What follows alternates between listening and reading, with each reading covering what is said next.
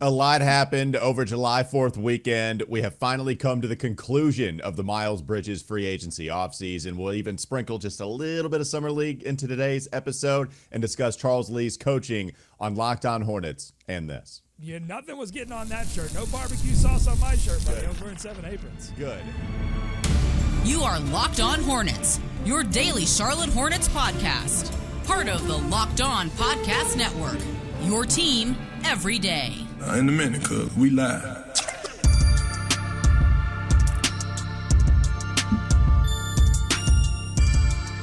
It's Locked On Hornets, part of the Locked On Podcast Network. It's your team every day. And then, maybe not every day during holiday season, but still pretty much every single day. We appreciate you making us your first listen. Make sure you check us out really anywhere you get your podcast. That includes YouTube. We're back from break. We got a lot to discuss. There's Doug Branson talking about it and also writing about it on everyhornetsboxscore.com. He's writing to you, specifically you, about it with his subtext. So make sure you find his information there, everyhornetsboxscore.com. I'm Walker Mail. I'm talking about it more. I'm not writing at all. I just talk. WFNZ Sports Radio. Yap. That's all I do. 92.7 FM. So let's just dive right into it. Lots over the weekend. We brought our equipment, Doug, but it was still a little too late in the process where it's like, all right, yeah, we'll just do it Monday. Make the people wait. Yeah. Sometimes you have to wait. We need to build anticipation. People want to know what we think. So we're building it. And now it is time to reveal how we feel about Miles Bridges re-signing to the Charlotte Hornets for 3 years, $75 million, the conclusion of a saga that has lasted what feels like half my life has finally come to an end. It does feel like that, but you heard some of the details there. I'll repeat them. Miles Bridges agreed to return on a 3-year, $75 million contract, $25 million a year at least. That's kind of the way that this thing will divide up. We'll see if it's an ascending contract, whether it's declining in value as the years go on, but I can't imagine that actually happens. Some of the other things, just little small details. We were looking for team options in there because of the way that we waited for a while for this to get done. I don't think there's any team options here. We're looking at just 3 straight up years of this contract. And then at the end of this thing, he'll hit unrestricted free agency once more. In the report on ESPN, according to Adrian Wojnarowski, who had the write-up, he said Bridges did explore the possibility of sign and trade scenarios, but ultimately decided to return to the Hornets. Doug, I think, well, I'll just ask, where do you want to start here? Do we want to go through the process on how we eventually landed on a week into free agency, Miles deciding to come back to Charlotte and Charlotte deciding to bring him back on a $25 million a year deal? Yeah, look, I'm glad it's over. Honestly, I mean, it's just dragged on for a long time. I'm not really angry anymore. I'm just disappointed that the franchise decided to tie themselves to someone that pled no contest to felony domestic violence. I saw the pictures. I saw the video. I can't forget those things, and so as a fan, as a human being, I'm not in love with the idea of the franchise, basically continuing to give more power and more money to someone that showed very little contrition in the process of returning to the team. I don't think it sends a great signal to victims of domestic violence in the future in this league. I think Adam Silver and teams have been pretty clear that the NBA will tolerate domestic violence in this league, and one has to question at some point when they will not tolerate it anymore. What will it take because with Bridges and Kevin Porter Jr. and names on down the line, this has been something that continues to happen over and over again. From a basketball perspective, I also think it's a big risk for the Charlotte Hornets because you do sign the 3-year deal as opposed to maybe a 4-year deal. It is a little bit more friendly in terms of no options. We'll have to see where the contract, is it more ascending? Is it more descending? Is it just $25 million straight down the line? But it is a big risk because if something does happen with Bridges in the future off the court, then the Hornets will look like naive at best, but I think they'll almost look complicit at this point because of how long this process has gone on and how many opportunities they had to disassociate themselves with him. So there's my opening thoughts without even getting to some of the on-court stuff yet. That's just kind of my opening feelings on it. Yeah, no, just ultimate feelings, right? In the first 60 seconds that I see this contract and react to it, I'm disappointed as well. $25 million, we pretty much nailed the value of this. That is the figure specifically that we have been throwing out every single podcast that we talk about a Miles Bridges contract. We were using 25 as that mark. And I think, Doug, that's probably been the contract on the table this entire time, and the Hornets weren't budging anywhere north of it. And then Miles, and maybe that's the case. And then Miles would go. So what I think is that this was a difficult negotiation, similar to how it was a difficult negotiation when Miles Bridges first signed the qualifying offer. I think the Hornets had, if I'm just purely speculating here, but I think it was probably one of these situations where, like, we'll give you 2 years, $23 million. No, I want 4 years, $30 million, or I want 4 years, $28 million. All right, fine, let's go 3 years, $25 million. They probably met in the middle somewhere after Bridges realized and his team realized that they weren't going to get a better deal or a better sign and trade option. The market rejected him. Yeah, I wonder just how much there was negotiating on Charlotte's front, though, because this is, if you look at a $75 million a year deal for Miles, the deal is not terrible. It's a tradable contract. I think for the most part, it's about what the value is for him as a player compared to what other players signed in this free agency market. So the deal is not a bad one. I did not like the decision for that deal to be handed out by the Charlotte Hornets with the current iteration of the franchise, with so much turning over in the decision-making process, with a decent amount turning over via the roster. You have to go back to the trade deadline in order to get all of the change, and even before that, in the Terry Rozier trade. But with so much change, with so much shaping up as to this is going to be our identity, and we know, right? We know LaMelo, we know Brandon Miller, and for the most part, we know Mark Williams, at least the team, wants those three guys to be the core of what this team is going to be. I don't get the strong sense that the Hornets are overwhelmingly wanting Miles to be the foundation of this squad going forward, or else negotiations, I think, wouldn't have taken as long. Remember, it's a week into free agency, but they've had even longer to negotiate this because new rules say that the team can start negotiating with their free agents as soon as the clock hits zero for that Boston Celtics title run. So this thing played out a lot longer than other contract negotiations did.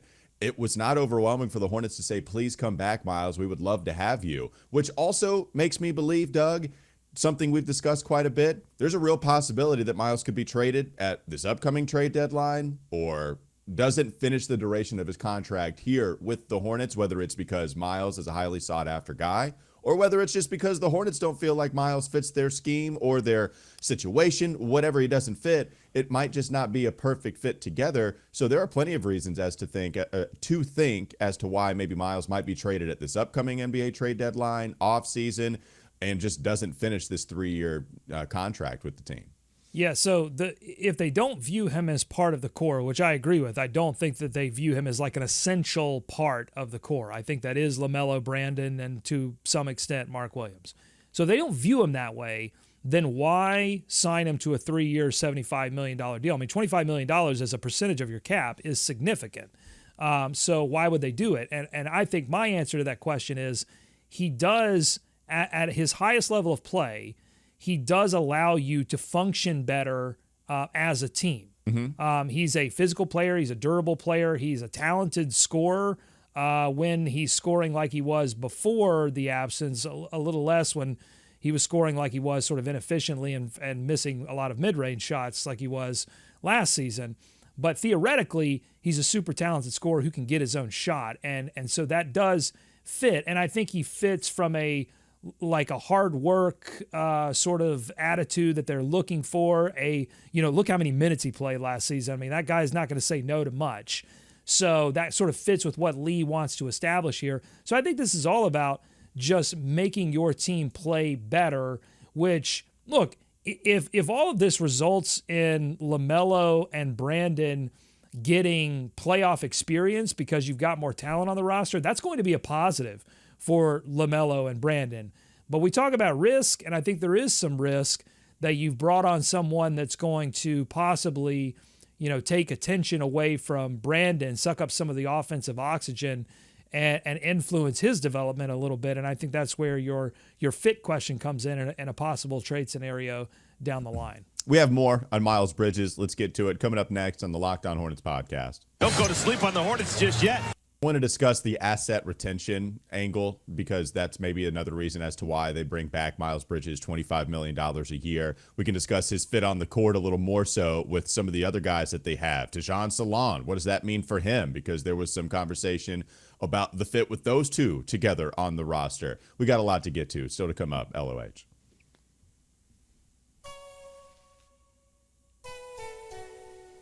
This episode is brought to you by FanDuel. I love sports. I love them so much. I never want them to stop. But as the playoffs are over in the NBA, we do get fewer games, and this is about silly season time. The sports aren't sporting like I want them to. But FanDuel lets me keep the sports going whenever I want, and all I have to do is open the app and dream up bets anytime I'm in the mood. This summer, FanDuel is hooking up all customers with a boost or a bonus daily. That's right, there's something for everyone, every day, all summer long. So head over to FanDuel.com. Start making the most of your summer. FanDuel, the official sports betting partner of Major League Baseball. More Locked On Hornets ahead. The other part of what I think the Hornets were wondering about here, Doug, or what they were playing for in the future, you make a hardline stop at $25 million annually, because anything north of that, the chances of a bad contract are greater and greater and greater. So to me, you bring him back. Maybe this was the highest you were willing to go because you view this as a pretty tradable deal, and Miles doesn't have to leave for nothing. You don't have to eat up even more of the cap space. If Miles is looking for $30 million a year, trying to recoup as much as he can after all the money he lost after pleading no contest to felony domestic violence, so he can't find it anywhere. It was just in the report. We see it the entire time throughout the process, right? Sign and trade possibilities were absolutely there. At least they were looking for them. I don't know how real they ever were, but there were some sign and trade possibilities that they could have looked at, both sides here. So if Miles was looking at it too, and that's the wording here, it's not the Hornets were looking at it. It was Miles was looking at sign and trade possibilities. He was looking for more money. So now if he can't find $30 million a year, you're talking about 15 total, $5 million a year, of course. Yeah, it's a contract that I think maybe now other teams would be willing to accept. And plus, we know how much contracts can change in the NBA. I use Russell Westbrook as the example of him being a terrible asset, spending like half of the season in Washington or the second half of a season in Washington. Now he's a valuable asset again, and then it's terrible. Like, these contracts are a roller coaster sometimes. So if Miles has a good first half of the year, shoots pretty efficiently, accepts his role, really the third, maybe, 2A, 2B with Brandon and himself compared to LaMelo. Maybe that makes some sense, but it's not a bad deal. I just don't like the decision to bring him back. But I get the asset retention mode here to where now, instead of just having him leave, go somewhere else at this kind of figure, now they can maybe collect a first-round pick, lots of second-round picks, maybe multiple first-round picks. But I do think those types of deals are on the table in the future. Yeah, I mean, obviously there wasn't a sign and trade. This was framed as like Bridges couldn't find a sign and trade, but like the Hornets would have to, right? They would have to enjoy the things that were coming back in the sign and trade. So they obviously also did not find a deal that was to their liking, but they may find it in the future. And so, yeah, I think that is part of it. Retaining Miles Bridges as an asset to be moved for future assets, I think, is a big thing. And I want to go back to you talking about, him going into the market and not being able to find a deal. I think that the pleading no contest to felony domestic violence, that played a factor, but it wasn't the factor. For sure. I think the factor is that he came back after missing a year of basketball and didn't look like an all-star and really didn't look like the same player that he was before. And so there is something to prove on that front. Plus, he isn't playoff tested. I can't remember who it was. Maybe DeMar DeRozan. There was another player that Woj tweeted about signing, and there was that language there, like the team was excited to bring a playoff tested veteran. It matters. I guarantee you that the Dallas Mavericks, if they wanted to move PJ Washington now, would get even more value for PJ Washington than the Hornets got, and the Hornets got a first-round pick. 100%. Because PJ Washington looked like an impact player in the playoffs. There was not that evidence when he was a member of the Charlotte Hornets. And so if you're the Hornets, your focus, I think, should be to try to see if this healthy core together can get some playoff experience because it's going to help LaMelo, it's going to help Brandon, it's going to help Mark, and it's going to make Miles Bridges much more attractive in year 2 or 3 of that deal when you are prepared to move it for either future picks or a player to be named. Yeah, the playoff stuff, it does matter. You're right. It's not the fact that he pled no contest as to why specifically he didn't get a contract. You're right, especially with the Clippers. The Clippers almost went after the trifecta here, going for Kevin Porter Jr. Teams and don't care. They don't care. They just don't care. No, if you care, I apologize. I feel for you because I care, but they don't care. No, they were going for Miles after having already agreed to a contract with Kevin Porter Jr., and then they dabbled in the Josh Primo business after he got cut 6 months into his tenure with the Spurs. Ridiculous. So yeah, it's Miles coming back. There are some basketball reasons as to why. Like, you think about the other contracts given out here, Doug. Miles, I would say, was one of the more talented players. We know Miles even now. 2 years ago, we would have been clamoring for the Hornets to give him the max, right? We knew they were going to give him $30 million a year, and that would have been totally fine. We would have come on this podcast then, and we would have said, hey, homegrown talent, you drafted him. He became a fringe all-star, didn't make it, but a fringe all-star a couple of years ago. Maybe the ceiling is even higher. Give the man $30 million and let's roll with him and his best friend, LaMelo. The basketball reasons as to now why you wouldn't bring him back, they make sense too, but the contract is going to be around $25 million per season. Kentavious Caldwell-Pope, fair deal, 22, right on line with the Miles contract. Isaiah Hartenstein got paid more per season because OKC is in playoff and win now mode, going into the playoffs, needed some size, so Isaiah got more money. OG Anunoby got more money. Like, this isn't one of the highest paid contracts this go around in free agency, which kind of lets you know, hey, if they don't care really about the pleading of no contest, okay, if we agree there, they do care about the basketball stuff. $25 million a year is a lot, right? Like, it's a lot of money, but also compared to everybody else in the market, it's not all that much. So I just didn't like the Hornets giving this deal out at this point. But again, the asset retention, nobody else was looking to give him one. Hell, Tobias Harris got this money, Doug. Detroit, who could have been interested, there were reports that they might dabble in the Miles Bridges business. They said, nope, we're going to go after Tobias Harris and give him the same dollar amount per year just for 2 seasons. So there wasn't enough interest out there. For Detroit, it's an element of you got to spend the money somewhere. So yeah. So there's always going to be that guy who gets into that, like, perfect guy for that situation, doesn't really care about winning, has done some winning before. So, but I think it's interesting. You mentioned Anunoby. I mentioned DeMar DeRozan. You mentioned Tobias Harris there. I think that Bridges and his camp wanted Anunoby money, wanted Anunoby sort of the recognition that Anunoby got from New York of his value to the franchise. And instead he got DeMar DeRozan money, almost exactly. And the DeMar DeRozan contract is like, hey, you're a good player.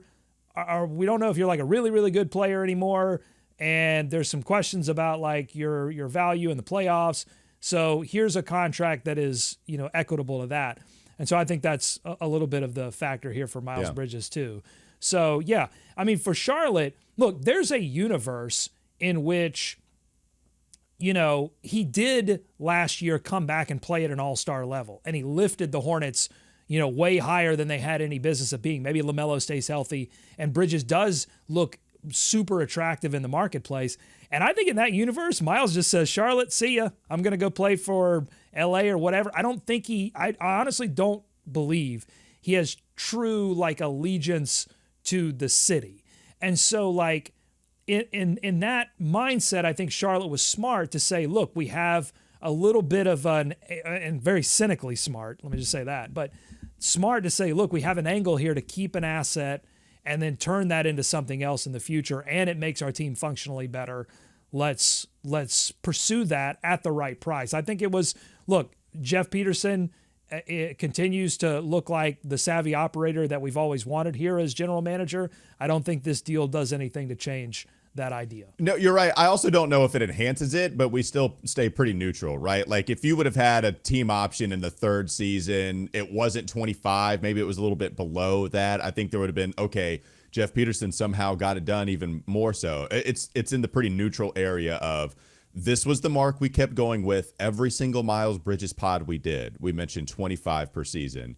That's the deal. We mentioned like 3, it's not a short term, it's not long term. You're right in the middle. So 3 years, it still remains pretty neutral, unless, of course, we'll say Miles comes out and looks pretty good. That's a win-win because it's either, okay, now we have a guy that is supposed to hit his prime, although I'm not sure with the style that he plays as to that's true. But Miles still can give you good basketball with this team, or he can give somebody else good basketball, but they'll have to pay the price for it. So then you spin him into a couple of first-round picks. Either way, he comes out first half of the season next year and looks good. Yeah, it's a win-win for Jeff Peterson at that point.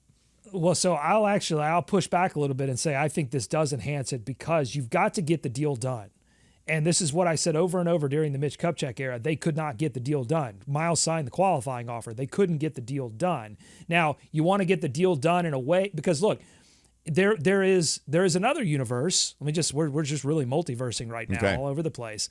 There is another universe in which they do try to push team option or they try to push 2 years and say, we're not going above that. Miles very well could have said, all right, fine, I'm going to go sign a 1-year deal. It's not going to be for the money that I want, but forget you, Charlotte. I'm going to go sign a 1-year deal with another team, and then I'll do another prove me and enter the offseason, and you get nothing. So that universe existed as well. Instead, they get the deal done on terms that I would say they're not the team friendliest, but they are team friendly, and they got pen to paper. And I think that says a lot about what Jeff Peterson is able to do in this marketplace. And it I think signals good things in the future when they go into negotiations with other players. They're going to do what it takes to get a deal done, but not go so far as to do things that damage the future of the franchise. That's fair. I would have been okay had he walked away for nothing. Like I would have. Well, even in the basketball. So again, we keep putting these different hats on, right? Obviously, on a personal level, I would have been totally okay with that. Throw that personal level hat off and put my general manager, cynical, NBA doesn't care about domestic violence hat on, and I say, well done, Jeff Peterson. You did a good job. No, I know. I do think there's a middle ground hat, even with the basketball stuff, to where this can happen. You don't have somebody taking $25 million off the books. Like that matters, especially with new CBA. People have been discussing the new CBA with the aprons, all the aprons and all of that. Now you might see players. Well, yeah. I did, during my cookout, I wore like 7 aprons in honor of this buddy. new CBA. You had to pay a lot of money. Yeah, 7 aprons. That is. Well, I'll tell you, my shirt was bill. immaculate. Nothing was getting on that shirt. No barbecue sauce on my shirt, buddy. Good. I was wearing 7 aprons. Good, but you're going to see guys walk away for a lot more now, rather than teams where they used to be like, oh, we can't lose them for nothing. That's the worst thing that can happen is if he walks away for nothing. Now, with the new CBA, it doesn't seem like it's the worst thing that could happen. I know the Hornets aren't up against the luxury tax. They're not up against the aprons, but even still, that doesn't seem like worst case scenario anymore like it used to with the old collective bargaining agreement. So, okay, yeah, they're the Miles thoughts. I'm sure we'll have more as we move on. Coming up next on the Locked On Hornets podcast. Don't go to sleep on the Hornets just yet. Now let's talk about the Charles Lee thoughts. Yes, we are all here for Charles Lee, your new head coach. We'll talk about him in Summer League coming up next.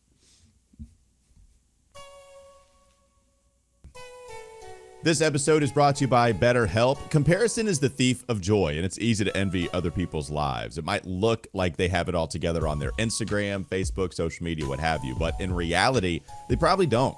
Therapy can help you focus on what you want instead of what others have, so you can start living your best life.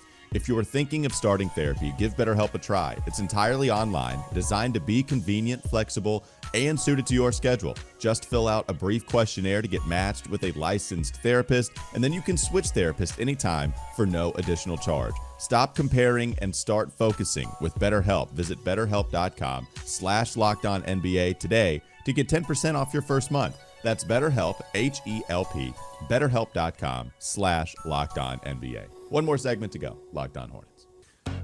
Doug, I was texting Smoke, the producer of the Kyle Bailey Show on Sports Radio 92.7 WFNZ. It's such a good radio name, by the way. But he's a big Hornets fan, right? And he texted me. He said, oh my God, Miles Bridges is the new Nick Batum, and that every single season there's going to be something new to talk about, and he will never exit our lives, no matter what iteration that we're talking about, whether it's a current contract, whether it's a stretch and waive provision, whether he's hurting the Hornets on the opposite side.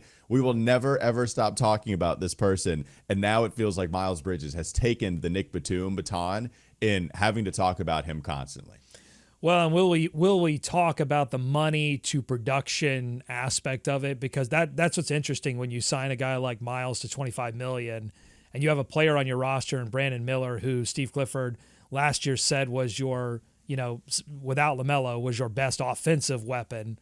And as Brandon continues to grow, look, it's going to take a while for Brandon to reap the benefits and make a lot of money too. It's going to take a couple of years. And so until then, you are going to have this sort of weird imbalance in money to production. How much will that be an issue? You want to move to Charles Lee? Let's do it, man. I'm psyched and pumped, man. From the moment we did our summer league preview right before they dropped that banger of a practice video. I don't think I've ever been as excited for a summer league camp practice video in my entire life, but I was revved up, ready to go.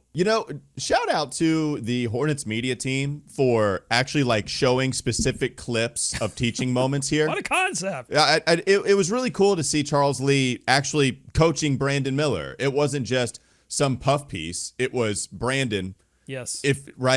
This is what we need to do on the defensive end of the floor. Calling out Nick Smith Jr. Yeah. You got to see specific teaching moments, which, I get why teams don't do it. I actually understand it. You don't want to frustrate embarrass a player. Right. I understand it. But it is an easy win. If you can convince the player, if there is any convincing, if they care at all, right? If you can convince the player, hey, this is going to be really good PR for us. People love seeing the coach at work, and we like kind of seeing a little bit of what you might consider dirt. Like, oh, he's coaching him. Oh, he thinks he did something wrong. That's really cool. But what was awesome was to see Charles Lee actually coaching these guys defensively, which everyone knows it's where this team has struggled the last few seasons, even with, some better iterations with Cliff, and then there were some injuries there. You get the idea. But very cool to see that with Brandon, with Nick Smith Jr., the young guys getting called out, Charles Lee, the energy. That video with the first practice that the social media team showed to the world. You're right. I tweeted out that I was ready to run through a brick wall like the Kool-Aid man. I saw exclamation points on your Twitter. You said if you're buying stock, you're holding on, you're buying more and you're holding on to it. Like, it feels like this is the guy. It's just so comforting. We're going to be led to somewhere positive with this guy at the helm. I watched a little bit of Forrest Gump over the holiday because I guess it's the 30th anniversary of the film, so they're playing it all over TV. And whenever it's on, I just have to stop and just watch whatever scene and desperately try to pull myself away. Great TV movie. It might be the ultimate TV movie. It might be. A Few Good Men, actually. I think A Few Good Men is the ultimate TV movie. But Shawshank? Well, that was on TV for a long time. I got Shawshank thoughts, but we don't have time for those. Okay. We're going to talk about Charles Lee here. But the scene came up where Forrest gets a letter in his mail from Apple, where they invested all of the Bubba Gump stock or the profits into Apple stock. And so he says, he never has to worry about money again. If you invest in Charles Lee stock right now, you are never going to have to worry about this team working hard, committing on the defensive end. As long as you keep bringing in the type of players that they've started to bring in now, your Josh Greens, your Brandon Millers, your Nick Smith Jr.'s, you can release that kind of video because it's Brandon Miller and he wants to get better and he doesn't care, about that he doesn't care about getting embarrassed. He just wants to be a better player. Nick Smith Jr. wants to be a better player, and they're reflecting that in the play in Summer League. At least Nick Smith Jr. is, because his activity on the defensive end is miles ahead of where it was last year. He's struggling to shoot a little bit, but the activity from the entire team is reflective of the head coach's energy in a summer league so far that hasn't featured Brandon Miller, hasn't featured Tijon Salon yet, hasn't featured the second-round pick, KJ Simpson. The Summer League storyline so far has been about Charles Lee's ability as head coach of the Summer League team to get this team organized and committed to both ends of the floor. Energy level has been off the charts. I mean, the talent level on this roster, Summer League roster, Walker, is not all that much different. I think one could argue maybe even a little bit worse. The name recognition is not there. We've recognized more names in the past, and we even discussed that in the preview. And yet this team is smoking out there in the California Classic, holding the Spurs to under 70, holding the Chinese national team. They're going to cause a diplomatic issue here if they keep smoking the Chinese national team like this. It was incredible to watch, and you have every right to be excited about Charles Lee doing this with the veterans in a couple of months. Yeah, 97-65 game one of the California Classic. For those that don't know, the Hornets win. They beat the Spurs by over 30 points, and then they beat Team China 93-62. 2 wins with a combined margin of victory of 60. Yeah, baby. Yes, Summer League. It's fun. I can't say it's fun again because I can't tell you when it has been fun. It's just flat out fun in the early going. It's fun, Doug. I giggled. You want to know what I giggled at? Was it? I'm going to take a guess. I'm going to take a wild guess. Take a guess at what it was somebody saying. I'll give you a little hint. Okay. It was somebody saying something, and it made me giggle. Was it Nick Smith Jr. discussing being challenged defensively by Charles Lee? Is that the saying, or is it something different? No, that gave me a wide smile. Okay. But, it was like, it was almost a giggle. It was pre-giggle. It was priggle, if you will. But yeah. I'll tell you what made me giggle. Got close. It was something that, let me give you one more hint and see if you can guess. It was something that Charles Lee said. No, I can't get it. What you got? He said, when asked about, the Summer League energy and what they saw and what was different and everything, he said, everything matters. Mm-hmm. I love that because this franchise has almost, I think, acted the opposite for many, many years.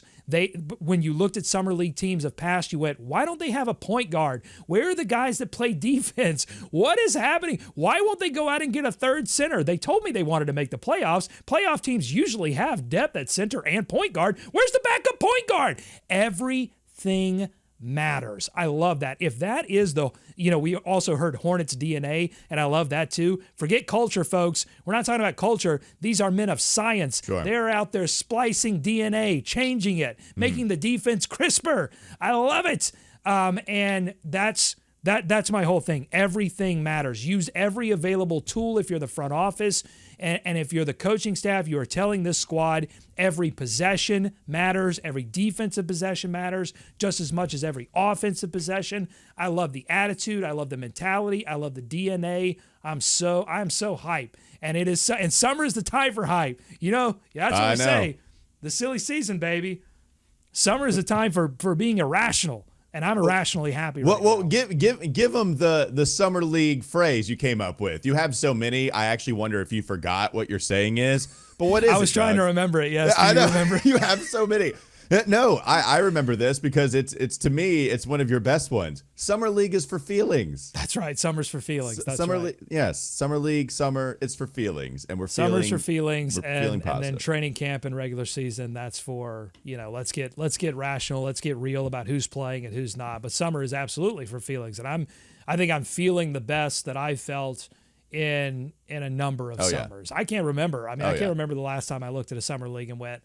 And there have been a lot of summers that have been stunted by player injuries and different things. And you've got a little bit of that going on right now with Salon not being available, with Simpson not being available for the entire season. And yet you have a coaching change. And I'll say this too, it makes me really give some kudos to Steve Clifford for stepping down when he did, for recognizing, hey, I don't have the energy that I used to. I don't have the energy to coach this young team, to do what is necessary to get this team to where it needs to be.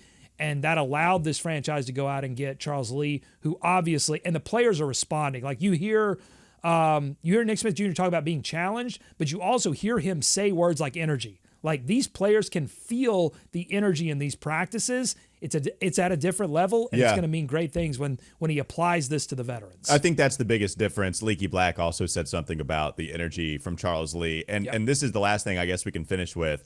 It is funny to see Hornets Twitter come together and defend Steve Clifford this entire time. That's been an interesting twist. You would expect, Charles Lee, new life with the Summer League. Well, thank God we got rid of those old coaches. That's not how Hornets Twitter has reacted, at least in my opinion. People have defended Clifford because a lot of the stuff, at least just from a surface level standpoint, defense, preaching effort, It's the same as what Steve Clifford was discussing. But you're right. The biggest factor, the biggest difference has been the energy, which Steve Clifford, who's older and has been doing this for a long time, just doesn't have. And it does feel like Clifford recognized that. It reminds me of Roy Williams stepping down, not because he didn't want to deal with the transfer portal. I'm sure that had something to do with it. Roy Williams, when he stepped down from North Carolina, truly thought he was not the right guy for the job anymore. I do feel like Steve Clifford had the same thoughts. Man, I really don't think I'm the right guy for this job anymore. I don't think I can get the best out of him, because this is the message. I know the message is correct. I understand that this is it. I know what I'm talking about. I can't get it out of them. I feel like they need somebody more oomph, and that's where Charles Lee comes in. And yeah, nice recognition all around here from everybody, really. And I'm going to say this to end.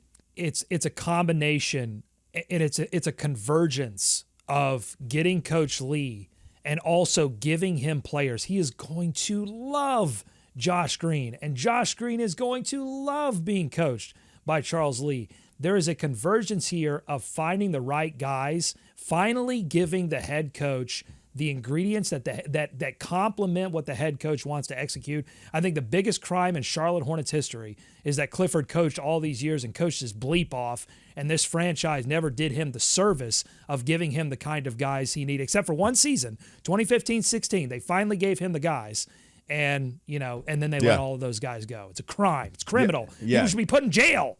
Bill Simmons' podcast this weekend said that the Celtics really hated to see Lee go. They were excited, but they hated it. They loved that guy. Of course they did. And he says, you know what? The Hornets actually might know what they're doing, which is the best compliment I think Bill Simmons has ever given this team. We did it. Hang the banner. Hang the banner. Bill Simmons said we know what we're doing.